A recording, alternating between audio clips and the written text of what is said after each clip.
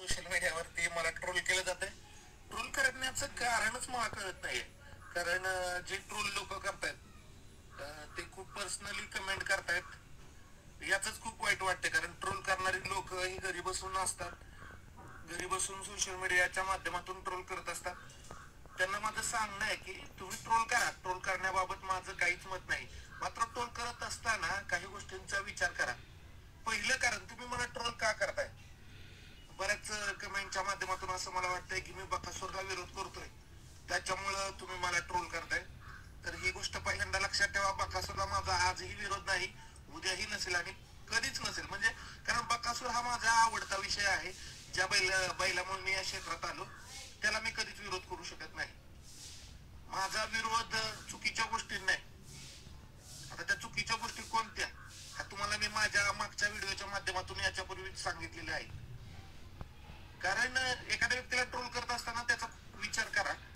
मला ट्रोल केल्यामुळे मला काय होईल, मला त्रास होईल अशातला भाग नाही. पण खूप पर्सनली ट्रोल करताय, कोण काय बोलतंय, कोण काय बोलतंय. कारण लक्षात घ्या, सायबर कायदा पण असतो. जर तुम्ही माझ्या पर्सनल कमेंट खूपच करायला लागला तर शेवटी मला सुद्धा नाईलाजानं काही पावलं उचलावी लागतील, आणि ती पावलं खूप कठोर असतील. मग याच्या माध्यमातून तुम्ही काय विचार करता, काय बोलता याचा विचार करावा. कारण वाद असावा, मी नेहमी म्हणतो वैचारिक वाद असावा, वैचारिक असावा. मात्र तुम्ही काहीही ट्रोल करून काहीही कमेंट करायला लागला तर कुठं ना कुठं तरी मला सुद्धा काहीतरी भूमिका घ्यावी लागेल. आणि ज्यावेळेस मी एखादी भूमिका घेईल तर त्यावेळेस त्या भूमिकेच्या मागे हटणारं मी नाही.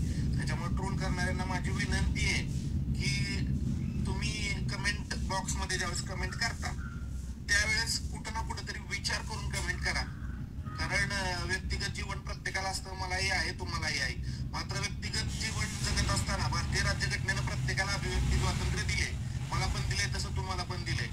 मात्र अभिव्यक्ती स्वातंत्र्य दिले असताना कोणालाही ते मर्यादित स्वरूपाचं आहे, अमर्यादित स्वरूपाचं अजिबात अभिव्यक्ती स्वातंत्र्य दिलेलं नाहीये.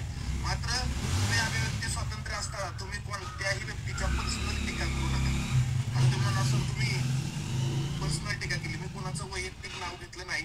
तुम्ही माझे नाव घेऊन टीका करताय, तर ती माझी विनंती आपणास की कुणाची नाव न घेता जर तुम्ही टीका केली तर ते मला बरं वाटेल.